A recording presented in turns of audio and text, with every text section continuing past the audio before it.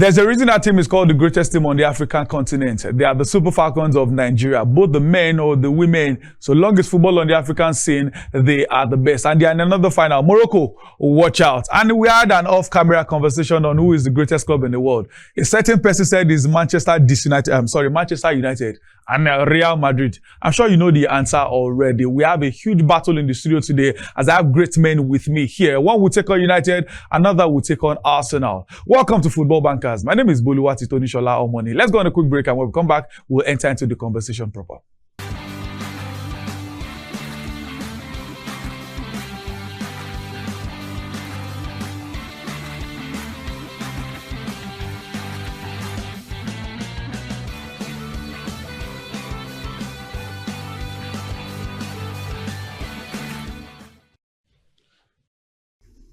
Welcome back from that break. It's still Football Bankers, and it's still me, Boluwati Tonishola. I said I have two great men with me in the studio. I will start from a former Manchester United fan. Matthew Okungbe, good to have you in the studio today. Yes, thank you for having me. It feels great to be back. I'm fully energized. Plenty of excitement in the air. I must tell you, the Falcons have given us plenty to savor. You talked about their records as far as the African continent is concerned. And you also want to boldly begin to compare what they've been able to achieve to the likes of Germany, the likes of Brazil, as far as women's football. So we're building up to tonight's finale, and I must tell you, I can't wait. So it's going to be a cracker. Plenty of home support for the Moroccans, but I just believe that the Niger spirit will show out tonight. Bolu, feels great to be here. Definitely the Niger spirit, you know, the jam body, the ginger too much. We'll get to do the job later tonight. In case you forgot, the match is by 9 p.m. for those thinking it's 8 p.m. Even though Matthew skipped the former Man United conversation. And there too, a current Man United fan in the studio, Farouk Adetola. Good to have you again today. Not just current, a forever Manchester United fan. Somebody call you former, and you acted as if I kept mute for a reason. Are you really a former? For a reason. Are you Farouk? Allow your children to support the club they want to.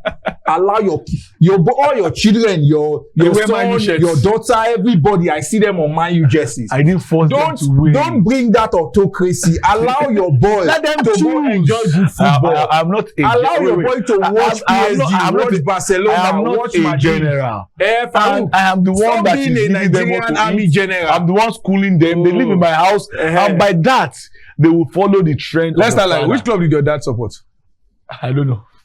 Did he force you to support? I don't know. It's because he did not support any club. Oh. But all of my uncles, my brothers I live with, they are a lifetime Manchester United fan. There's no banter. So, Bolu, let's get to this conversation mostly. There's no banter in your family. Nah. Well, let's start from the main conversation. Those that are succeeding, not old Trashford. Super Falcons. Many thought it was impossible for them because of their preparation, how they came into the competition and all. Then boom, opening match, they sent a message. The much maligned criticized Oshoala got the opening goal. They struggled in the second game, but they got a win. The third game, they struggled a bit. Then Zambia, their toughest opposition. Oh, it's going to be tough. They spelled Zambi. They didn't get the R afterwards. Then South Africa, the defending champions.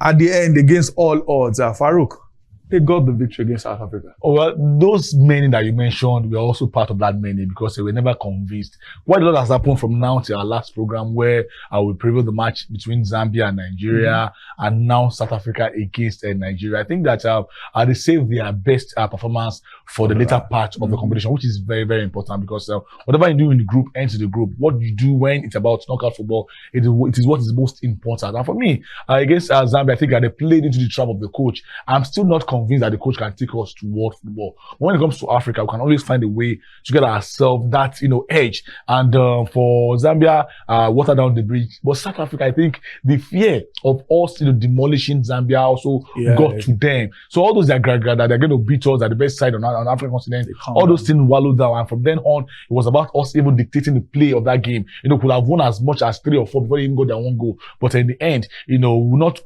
condemn them outrightly because we did that when we had to. But they listen to whatever we are saying here and other Nigerians are saying on the social media as well. They up the ante, they played good football, but they can still perform even more than this before. So far, so good. I think I'll score them a 7.5/10 in this tournament. Well, the word that was trending mostly in the media was fully Because that's what we're hearing the coach, Justin Madugu, say almost all through the game against South Africa.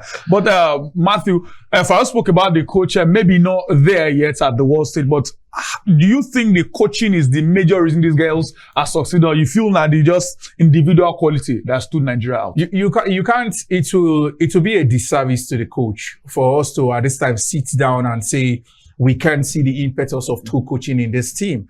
If you've been schooled when it comes to football coaching, you understand that the ideology, the philosophy of coaching the women's team far differs when you handle the male's team. We were both involved in one before. Absolutely, we've been involved in one. So much emotions come into coaching the women. And as a manager, you must be as pragmatic as possible. And that's exactly what we saw with Coach Justin Madugu. At some point, you must be able to play into the psyche of the players. And each time they are on the ball, you are also on the ball with them. That pragmatism is highly imperative. And that's exactly what Coach Justin Madugu have brought into this team. We saw it especially in the game against South Africa. Fully, don't go, return. A manager that understands that at every time he should play with his players. That game, the South Africans came into that fixture defeated psychologically with how vociferous, how emphatic we were in our game against Zambia. Truly gave us that fixture. And you must give credit to our girls that they made the South Africans play to our own style. The South Africans were not as scintillating. You know how fluid they could be when it comes to their cohesion and understanding. They couldn't play that formation. At the end of the day, they sit at the back, want to see if they'll be able to get us on the counter. It was more like a drought game for the South Africans, and they played into the hands of the Super Falcons. And I must also put it out there. It wasn't truly a stellar performance for the Super Falcons because we were unable to string those passes together as a result of the blocks between the midfields of the South Africans. But we were able to get the job done at the end of the day. So we must say the girls understand the job, that winning at the end of the day is highly imperative. With 6 minutes additional time after 90 minutes, the South Africans were also already playing for extra time. And by extension, looking for penalty shootouts. And the goalkeeper also did them a great disservice. From the very first half, I knew there was going to be a major error coming from the goalkeeper because he was jittery from the word go. Easy ball, a goalkeeper is expected to keep. You understand? Maybe as a result of the fact that too many firepower on the part of Nigerians, each time we were on the offensive, truly counted for us. So I must give credit to the coach, credit to the players, credit to the entire team. So we build up to the finale. Mission X is truly possible, Bolu. I know it's been a few days since that game. If not, I would have said we can take the entirety of the show to talk about that particular game. We'll do the preview after the break. But before the break, Matthew, Morroco versus Ghana. I thought Morocco, based on play, I think they are the best. But I really wanted us to play Ghana because, you know, our Ghanaian sisters, we beat them a whole lot. Matthew, how did you think that game went? Morocco. Farouk should talk about that. Farouk liked there is this love he has for foreign ladies. But I know you like women generally. You like women football generally. So let him speak about the Moroccans. To be honest, honestly, if you look at the Moroccan ladies, they have been by far the best side in the tournament. When you talk about the style of play, the way they move the ball around, they have a tradition, even very similar to their men. And I think I like that. I like that from them. And also, they also enjoy a lot of home support. Even when they were trailing, they have that confidence that yes, we would get behind of you and get the need. And they did that quite well. And also their football have grown back-to-back finals. Forget they are playing at home. For you to get to Nations Cup final where it's only a mandation for Nigeria to always get there all the time. Other teams that get there only get there by chance. But for Morocco to get there back-to-back shows that they are doing something quite well. The only thing I know Nigeria will do over them is that we have been able to overpower every opponent we have faced. We have blended our football against every opposition we have played. And I feel that that's what's going to work for us. But there's no cast in stone. I just feel that the game will go a long way. But in the end, the better side will win. I would like to talk about the Ghanaians, the Ghanaian ladies, the Black Queens of Ghana. Building up to this fixture, I never thought they would be playing at this level. You understand? I remember how the Falcons were able to push them aside in the pre-tournament friendly we had. And they had a slow start from their very first game. And from their second fixture, they were able to pick up. I saw how compact they were against this Moroccan team. The Moroccans were able to keep the ball, dominate play at some point. But as soon as the Ghanaian girls rise up to the occasion, you saw how difficult they made life for the Moroccans. Yes, the Moroccans were able to nick their penalty, but I think the Ghanaian team should be able to live with their heads up high and see how much they'll be able to give to the South Africans in the losers final. So there is still plenty to play for. Finish third at the end of the day, plenty of money still to go home with, and they should be able to build from there. So I think the Black Queens are gradually telling other teams in Africa they are gradually coming back to reckoning. Remember, at some point, if it is not Nigeria, it is Ghana before they decide to take a nosedive. So congratulations to the Ghanaian team. I thought it was going to be a jollof battle in the final. We're already building up to that. But not to take anything away from the Moroccan girls, I think they played the best brand of football as far as this tournament is concerned. Morocco plays so well, just that as much as they play well going forward, their defense and goalkeeper looks like Man United because there's space to concede goals at the back. Let's go on a break, and when we come back, we'll delve into the final proper.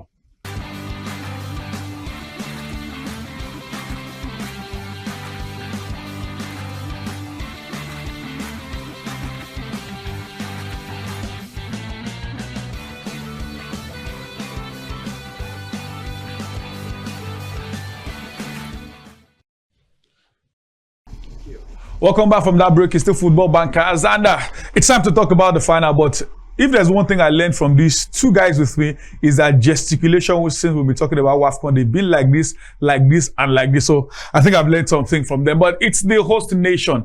Super Falcons have defeated every team that beat them at the last event. South Africa beat them in the group stage. South Africa out. Zambia defeated them in the third place the last time out. They thrashed Zambia in the quarterfinal. Now they are playing the team that beats them in the semi-final in Morocco. Morocco will have the fan base. The time is 9 p.m. Expect laser lights. Expect full fans in the stadium, whereas Super Falcons, we'll even talk about that. Falcons didn't even have supporters club up until now. Let me start with Farouk. Super Falcons of Nigeria. The final. They don't lose final. Yeah. In fact, they lose third place more than they've lost final because they do not lose the final. Now they are in another final. There are still competitions on Mission X. Some are saying, no, it's 12, don't take the 2. But that's not even the competition. The competition is they are in the final against the hosting nation. What are the chances of Super Falcons winning? Because every time they miss out on any WAFCON, they win the next edition. Yep. Now they are in the final, they have the next edition. What are the chances of Super Falcons in the final? To be honest, I think a lot will work for us, and I feel that we have, more advantage than them, even though they are playing out there at their own background. I feel that the girls have experience. We are more traveled, our players are diversified. They have played in various leagues across the world, America, Asia, Europe, and now coming together. And also, we have also grown from match to match. We are the only team that is yet to be tested all the way. We have played our match all 90 minutes, and we have rested more. And also, we have scored more goals and also considered the least number of goals. In fact, the only goal we have considered is from penalty. So nobody has scored us through open play, but we have to be very, very careful because it is a team that have tasted defeat once in the final. They want to atone for their miss in the last time out. But I also feel that we also have a Project X. They're also chasing. They also that the fact that we want to win a brand new trophy is also going to work in our own direction. But all that are the reason why we want to win. What can we actually do on the football field? I think we can. We have a very stronger side. We are more pacey.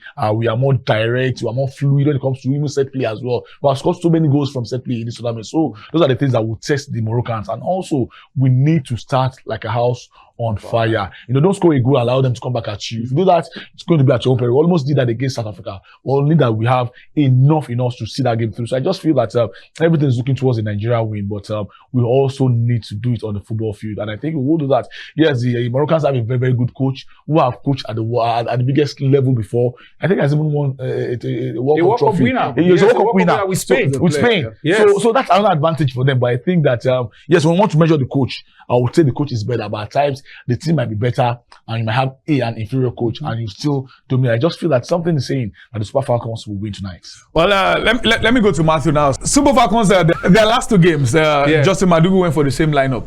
Even though there were criticisms for the game that, it shouldn't have been like this. Hezo has shown more as a sub here and there, but she still has to score in the competition incidentally. If you were in his position, will you go for the same lineup or maybe because now it feels like if I'm the coach of Spain, Morocco, I know what this manager is coming up with. Would you still go for the same lineup, or you maybe make one or two changes to catch them unawares? Why break it when why tweak it if it's not broken? You understand? That's the exact word at this time.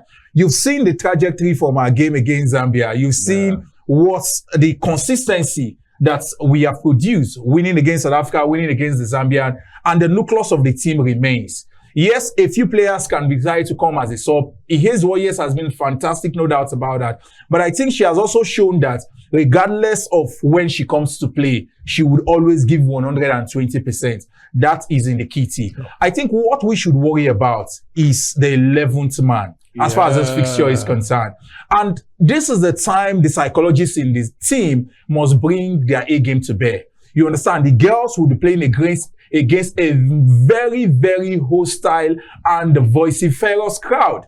Remember, the North Africans are known for their antics. I must tell you, they won't give their life to Christ because they are playing against Nigeria. No prayer anywhere in the world will make them change. They will come with those laser lights, the green, the red, the light, the purple colors, and the players will have it all over them for 90 minutes. We do not have supporters. And they would also come with an army of supporters wearing the red colors and drumming at your ears for over 120 minutes if the need arises. That is when the mental strength of the manager, the mental strength of the players, the psychologists in the team, and every other backroom staff would come to play. I talked about the pragmatism of the manager. We must see more of that this time around.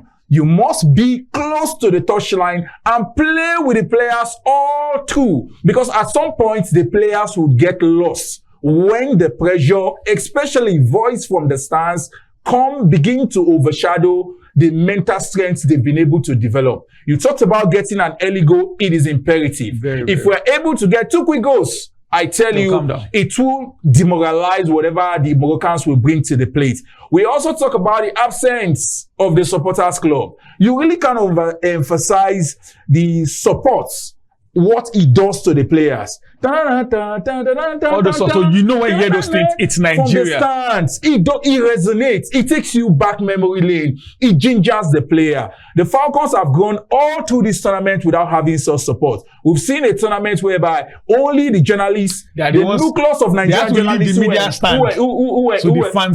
were covering the tournament, left the media stands, went to the fans, mobilized a few Nigerians who came there to enjoy themselves to cheer the Falcons. I remember I put out a message to the chairman of the NLC, the DG of the NLC, as well as the NFF president on Friday, precisely on Wednesday. I put out the message to these guys on Wednesday, where I told them on the need for us to have the supporters club in the final game if we truly want to make an impact. On the basis of the performance of the players, I don't have a doubt. But I think the support cast, the psychologists, the coach, the support, and the NFF must also do their job at this time. Nigeria can win this trophy. Mission X is possible. It's a difficult task ahead of us, but I think we have the personnel to make it happen. So there's a predict and win on Sportville social media. So you can also join in and get to win some cool cash. But they told me I cannot win. I don't know why. So I will keep my prediction to myself. Let's go on another break and we'll come back. We'll get into transfer conversations.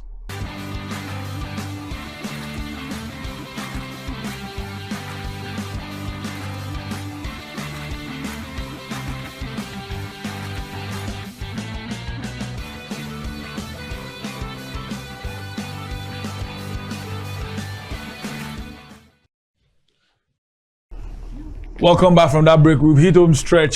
Some persons are already saying I didn't mention the Sportville handle. I just told them handle. Well, it's on your screen there. It's at Sportville Ninja. It is 9JA at Sportville Ninja. Just go there, predict and win, and you can get some cool cash to spend to celebrate the Super Falcons victory over Morroco. Let's talk about transfer now. And you remember I said something about someone talking about you, someone talking us. Yeah, that's where we're getting to now. Farouk, Man United, they finally sorted Brand Mbeumo. But the thing is, Bruno Fernandez's best position is number 10. Cunha's best position is number 10. Brand Mbeumo's best position is number 10. Although the two, Cunha and Mbeumo can play up front or wherever. But now you have Mason Mount as well, number 10. Some persons are saying, United should get Baliba and play him with Ugarte, blah, blah, blah. Are you certain Amorim will cook? Or the thing is cooking will get burnt? It's one of the two. When they start with well, you know there's problem. It is one of the two. So it's already bad. So and there's no thing that can be better Relegation. finishing 15th last Relegation season. can be So, but United will not finish, below top 10. I can assure you that this season.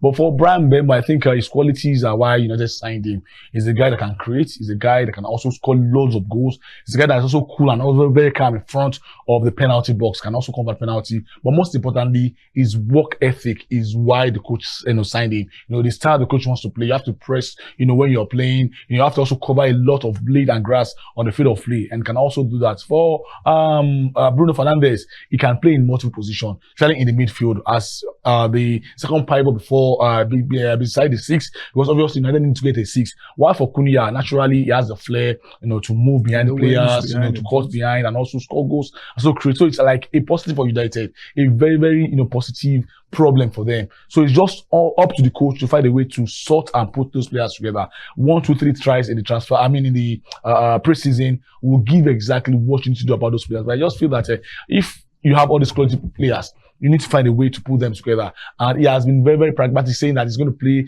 with 3 at the back, 4 in the middle, 3 up front. Okay, so you have to find a way to put them together. Whether it's going to be Bruno going up front, or perhaps benching one of the 2 players. But I doubt if you want to bench players that have signed for that amount of money. So I have trust in him. But like I have said, can't be better than what happened last season. But I feel that United playing one season per game for a major part of the season will give them time to regroup and also at least get into the top 4 at the list this season. Well, 2 major strikers in Europe were in the transfer conversation all through, but one of them finally joined his dream team, sort of. Talk about Viktor Gyökeres. And Matthew, you said one interesting thing in the course of the week, that he has won everything.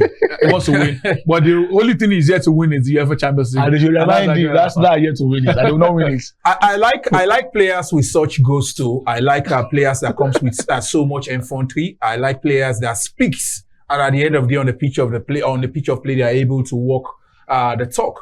And you saw Arsenal fans celebrating. They're celebrating for a reason. It's a good because it's been a while. Arsenal went to the transfer market and they're able to do good business. You understand? You have a player that is coming from Sporting with a record of over 100 goals in 2 seasons. With a record of 68 goals in 66 appearances. That is in Portugal. It tells you of the consistency he would bring into the EPL. And if you look at some of his stats, he has done well playing against big teams. You understand? You remember what he did to Manchester United, Manchester City in the UEFA Champions League. And he's coming up to complement a very compact Arsenal team, especially in the midfield. Just coming into the team. We've always talked about Arsenal having a finisher that will be as clinical as a Victor Osimhen. I think one thing Gyökeres seems to have ahead of Osimhen is his ability to use the ball. You understand? He uses the ball effectively. On a one-on-one basis, he's an attacker that can get the job done. He doesn't wait for space to make it happen. Sometimes he has the ability to drift from the midfield and open up space and create those very daring chances. So I think Arsenal, with the quality of wingers and midfielders they have, I think they've gotten themselves an attacker, a striker, a poacher that will be able to complement whatever effort they bring to the plate. I think it's good business for Arsenal Football Club compared to Manchester United, Tunku, number 10, Joe. So let's just see how it goes. No worry. Let him be deceiving Arsenal fan. He's putting too much sauce. I was going to say something. I think I agree with Farouk. Matthew has done the transfer from United to Arsenal. But we'll get to find out. I'm sure Arsenal will cook. I agree with almost literally everything Matthew said. We know that in that hole, Arsenal need that man. Let's talk about a Man United player with Barcelona and Marcus Rashford. How do you think Barcelona will work out well with him? Because they have wingers who did well last season and Lewandowski is still there. How do you think Rashford will fit in? And this is just, it sorts his head first, take away what happened in the last 2 years with United. Once United, always United, but you are going to a different breed entirely. They don't play for kick and follow, at Barcelona. You have to also understand that not everything that happens, you have to take to social media. Yes, he's a good player any day, anytime, but the Rashford I saw 3 years ago has not been the Rashford that has played for United, even at Aston Villa. So a new start, then start fresh. But ultimately, you also have to know how to play the football, because it's not about making a move. It's about you, being important and also delivering when you make that move. Matthew Ademola Lookman is certainly leaving Atalanta, but where is the problem now? Well, I think Inter Milan seems to be in pole position to nick his signature, and he has told his club that he truly wants to leave. He wants to seek his career elsewhere. And It's a big upgrade. Yes, Italy seems to be a good breeding ground for him. He has done exceptionally well with Atlanta. Going to a club like Inter would be a good one. Remember the likes of Obafemi Martins excelled very, very well. Several other Super Eagles players at some point did very well. And I think he should be able to complement the setup of what we've seen thus far as Inter is concerned. It's a good addition if they are able to pull that through. And before we go, let me talk about Victor Osimhen before we sign out.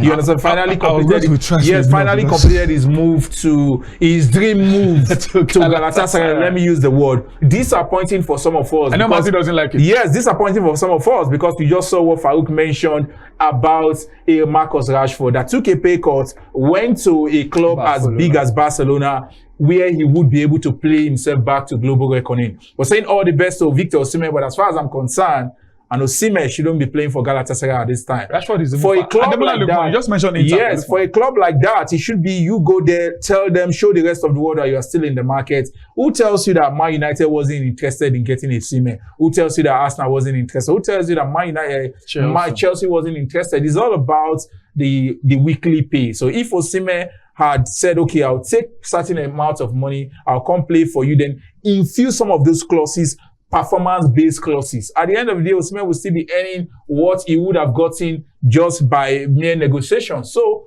all the best to him. I'm not a fan of the Turkish league, and I won't do that because I want to watch a Victor Osimhen play. Well, if you think all Matthew is doing out of jealousy, you have to think twice. It's the love we have for the player and the love for the game. We have to go. But we need another break, which is very, very important. After that, we'll sign out from the show.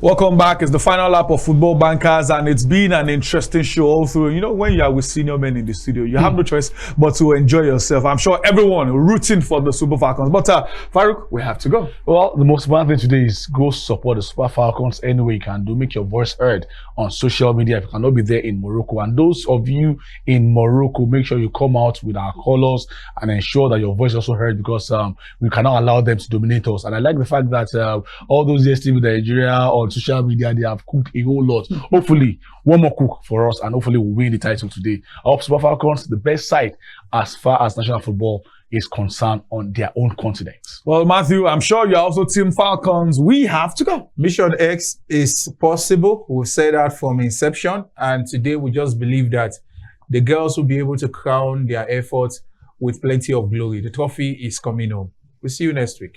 The trophy is coming home. We will see you next week. My name still remains Boluwati Tonishola Omoni, and it's a pleasure working alongside Matthew Okugba and, of course, Farouk Adetola. Till we come here another time, have a beautiful sporty weekend. Goodbye.